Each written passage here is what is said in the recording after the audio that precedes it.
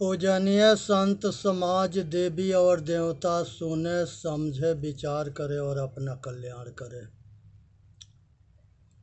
नमो नमो गुरुदेव जो साधु स्वरूपी देव आद्यंत गुण काल के जाननिहारौ भेव। साहेब बंदगी साहेब बंदगी साहेब बंदगी।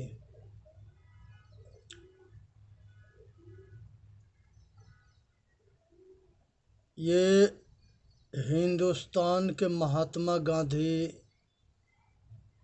बहुत कर्मठ राजनेता हुए और उन्होंने बैरिस्टरी की और बैरिस्टरी करने के बाद देश के आज़ादी के लिए हिंदू मुसलमान सिख ईसाई सबको संगठन करने के लिए बहुत कर्मठ और बहुत जुझारू लीडर थे। और उन्होंने जो है बहुत प्रयत्न सभी राजनेता किए जिसके वजह से देश जो है आज़ाद हुआ। और जाते जाते अंग्रेज जो है ये देश के बांट के चले गए, दो टुकड़ा कर दिए।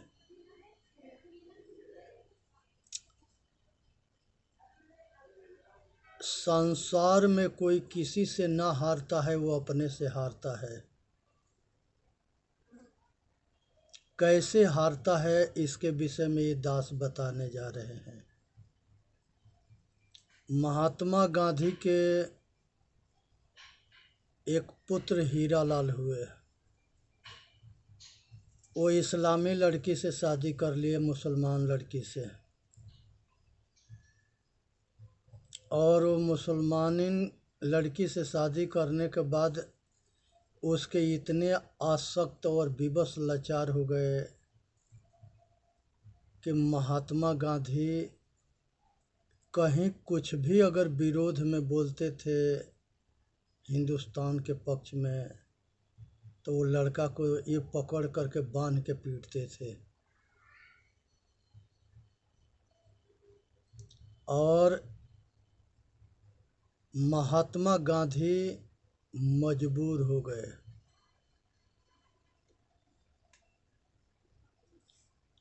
और उनकी मजबूरी जो है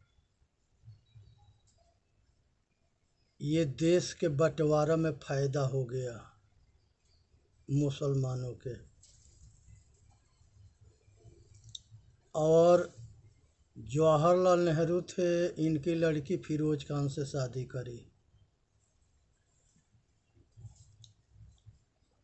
और फिरोज खान के वजह से ये जवाहरलाल नेहरू ये भी लाचार विवश हो गए। हिंदुस्तान के अच्छे लीडर यही दोनों थे जिसको काफ़ी पकड़ था। और ये दोनों जो है विवश लाचार बन करके तमाशा देखते रहे और हिंदुस्तान में नरसंहार होता रहा। इसलिए जो है सावधानी बरतनी है। कोई ऐसा काम ना करना है जिसके वजह से परिवार, रिश्तेदार, समाज जो है लाचार विवश मजबूर बने। ये हिंदुस्तान की जो सभ्यता ही है ये पूरा वर्ल्ड में कहीं नहीं मिलता है। हिंदुस्तान की संस्कृति, हिंदुस्तान के ज्ञान, हिंदुस्तान के संस्कृति, व्यवहार, खान पान, रहन सहन, ये पूरा विश्व में सबसे अलग है।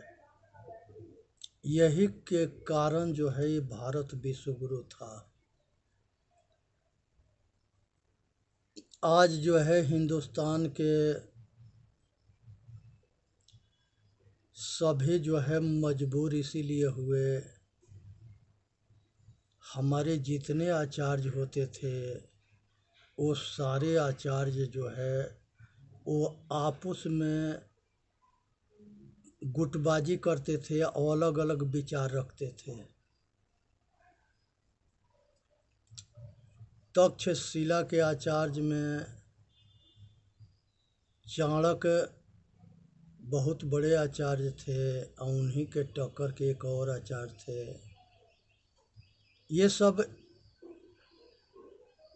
ये दोनों के आपस में ना बनता था, आपस में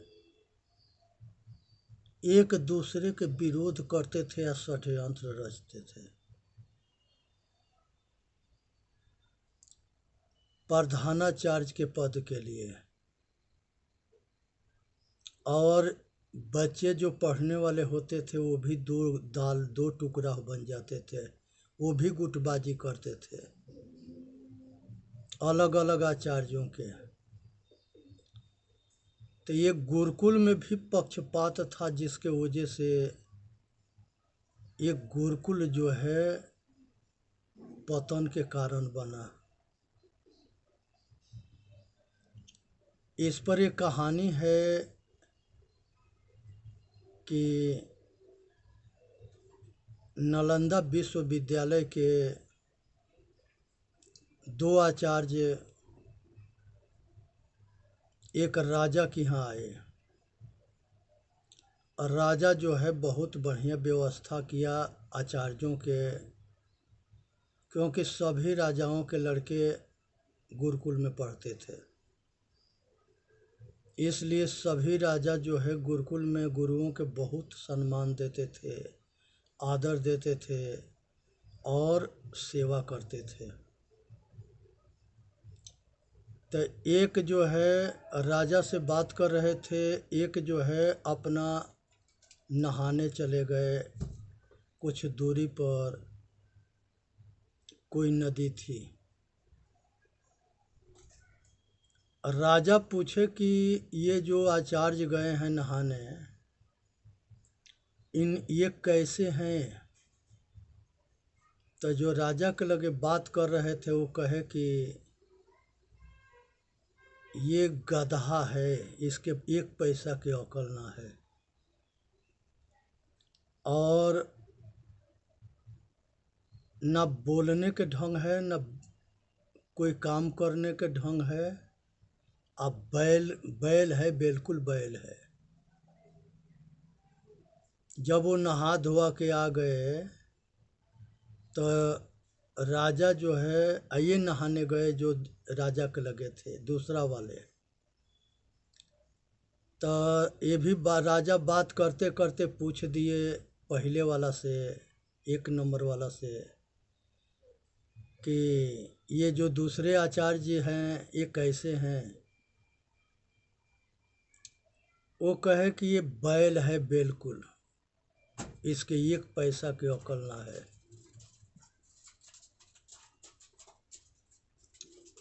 बात करते करते दोनों के पूरा शिकायत करने में कसर ना छोड़े। राजा विचारशील थे, पारखी थे। कहे कि जब आचार्यों के ये हाल है तब बच्चों के क्या हाल होगा, ये क्या पढ़ाएंगे? ये तो खुद आपस में ये सब के बनता ना है। आप बोलने के ये दोनों में किसी आचार्य के ढंग ना है कि किस तरह से बोलते हैं। बोल तो अमोल है जो कोई बोले जान, ये तराजू तौल के तब मुख बाहर आन। मधुर वचन है औषधि, कटुक वचन है तीर। हे भाई, मधुर वचन जो है औषधि है, कटुक वचन तीर है। अगर कटु वचन बोलने पर जो है सकलो शरीर के सालता है, दुख देता है। इसलिए बोली बोली के जो है विचार करके बोलना चाहिए।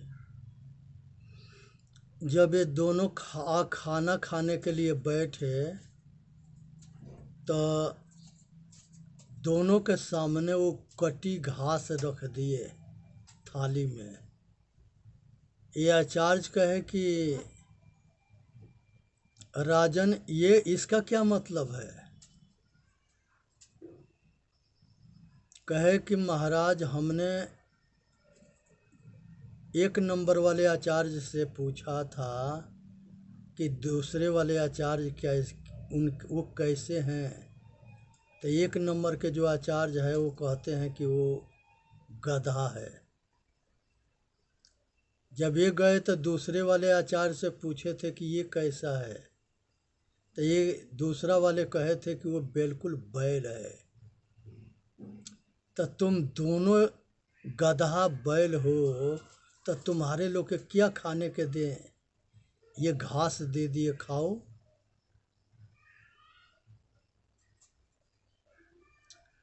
इसी तरह से ये संसार के सारे पक्षपाती हैं। दुमुहा सांप, मुख में राम बगल में छुरी, पलखत पावे काटे मूड़ी। ऊपर दिखावा कुछ और है, अंदर जो है बनावटी कुछ और है। आज यही जो है कूटनीति फूट ये भारत के हजारों बरस गुलाम रखा, क्योंकि यहाँ के राजाओं में मेल ना था, ताल मेल ना था। एक दूसरे के दुख दर्द में दूसरा राजा शामिल नहीं होता था। सबके जो है अपने राज्य के, सेना के, धन बल विद्या के अहंकार होता था, और वह अहंकार इस सब राजा के पतन के कारण बना। इसलिए पूरी गहराई से इस बात को समझने के प्रयत्न करें कि राजाओं के मेल न होने की वजह से ये देश गुलाम रहा। ये पहला कारण है। दूसरा कारण है कि सभी राजा जो है अपने के बड़ा दूसरे के छोटा समझते थे, और मौका पाते जो है सरहद के विस्तार करने के चक्कर में जो बलवान होता था वो कमजोर राजा के अपना अधीन कर से उसको अपना अधीन कर लेता था और उसे कर वसूलता था।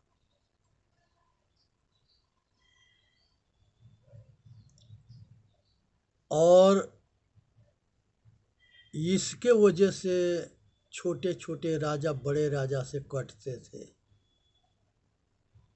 क्योंकि वो खून पीने में कसर ना छोड़ता था। और जिम्मेदार नवाब उसको बनाया जाता था। ये दोनों बनाते थे जो ज़्यादा जनता के मार पीट के और लगान वसूल करके और राजा के कोष को भर सके। जो महान शैतान हो, महान दरिंदा हो, जो आदमी के आदमी ना समझे, बहन के बहन ना समझे, बेटी के बेटी ना समझे, जो जितने खून पीने वाला था शैतान, वही नवाब और जिम्मेदार बनाते थे, क्योंकि उनको आदमी से मतलब नहीं था, आदमी के खून पीने से मतलब था, उसके दौलत लूटने से मतलब था, और बहन बेटी और सुंदर औरतन के इज्जत लूटने से मतलब था। यहाँ तक ले कि पटना के नरेश जो है जरासंध जी हुए और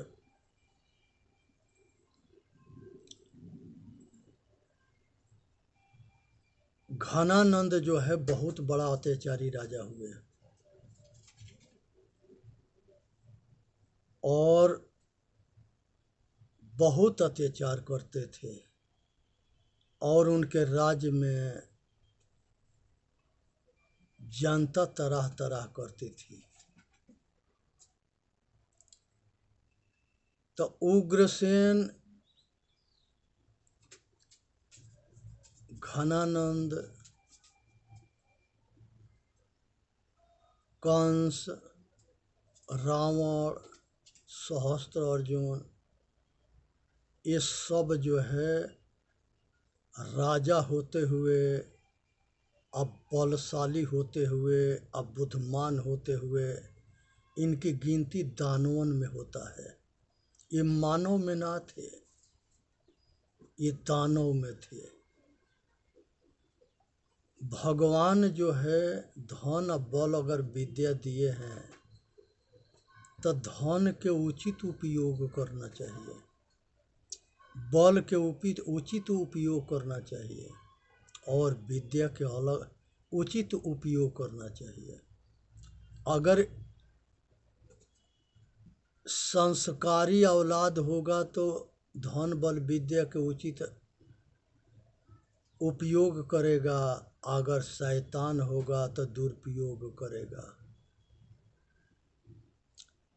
एक संत जी कह रहे थे कि अगर औलाद संस्कारी होगा तो सब कुछ बना देगा, अगर ये औलाद बेसंस्कारी होगा तो बाप महतारी के कितनों संग्रह किया हुआ राजपाट दौलत होगा वो सब के जो है सब बर्बाद कर देगा।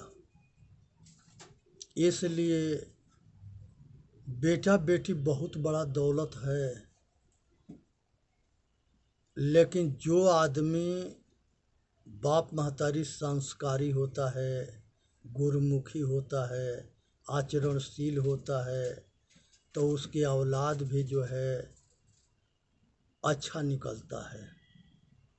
जो नर नारी अपने पुत्र पुत्री के संस्कार देने में कामयाब हो गया उसकी बुढ़ौती सुखमय कटेगी, और जो बाप महतारी अगर अपना बेटा बेटी के शिक्षा संस्कार देने में नाकाम रह गया उसके बुढ़ौती दुखमय कटेगी।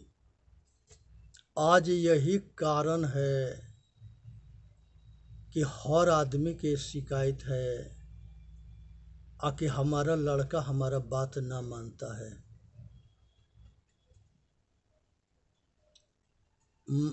गुरुओं के शिकायत है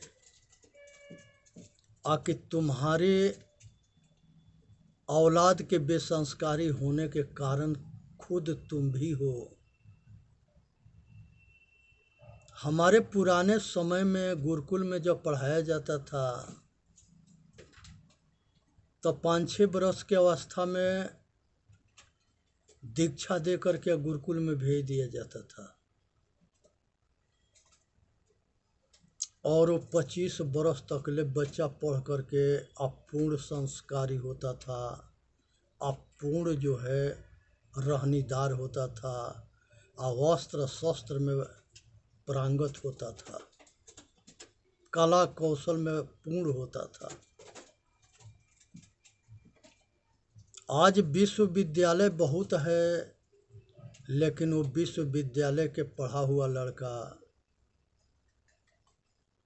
शिक्षित हो जाता है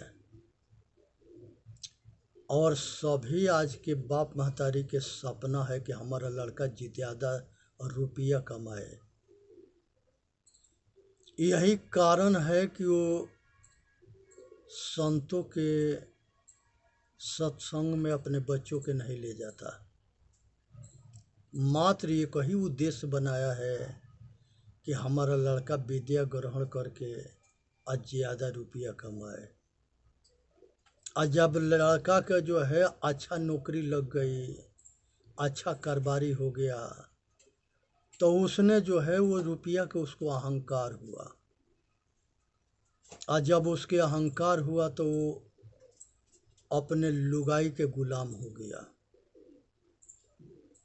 और बाप महतारी जो है के बात जो है वो सुनना मानना बंद कर दिया। अब बाप महतारी परेशान हो गए, क्योंकि आज के ये फैशन बना है कि अगर बेटा बेटी पैदा होता है तो रईस लोग जो है मालिक रहते हैं, मलिकाइन रहते हैं, फैक्ट्री मालिक होते हैं और अनेक तरह के उद्योगपति होते हैं। तो उनके जब बच्चा पैदा हुआ तो वो नौकर लगा दिए। और जब लड़का मालिक हुआ तो बाप महतारी के भी नौकर लगा दिया। बाप महतारी के सुख बेटा बेटी नहीं जाना, नौकर के सहारे परवस्ती हुआ। अब बाप महतारी बूढ़ा हुआ तब बेटा बेटी भी नौकर लगा दिया। वो बेटा पतोह के सुख के आनंद नहीं ले पाए। जेंगा बच्चा जो है बेटा बेटी नौकरन के सहारे पालन पोषण हुआ, स्कूल में शिक्षा दीक्षा हुआ, उसी तरह से बूढ़ा बूढ़ी मालिकन के नौकर लग गया और उन नौकरन के संगे जीना खाना रहना है। श्याम पार्क गाजियाबाद में है, उसमें कवि नगर से राजनगर से उद्योगपति लोग आते हैं, आपस में बैठ के बात करते थे। तई दास वहाँ घूमने गया था तो सभी के यही शिकायत मिला कि हमारा लड़का अमेरिका में है, कर्नाटक में है, फलाना फलाना जगह है, इतनी कंपनी है, इतनी दौलत है, हम नौकर के सहारे नौकर के साथे रहते हैं, खाते हैं, सोते हैं। और वो सारे जो है दुखी थे, परेशान थे। वो दौलत किस काम के जिसमें सुख शांति ना हो। इसलिए चेतन जीव दुख मुक्त चैनल पर आके वीडियो के लाइक करें, सब्सक्राइब करें और बोलिए सतगुरुदेव की जय। साहेब बंदगी, साहेब बंदगी, साहेब बंदगी।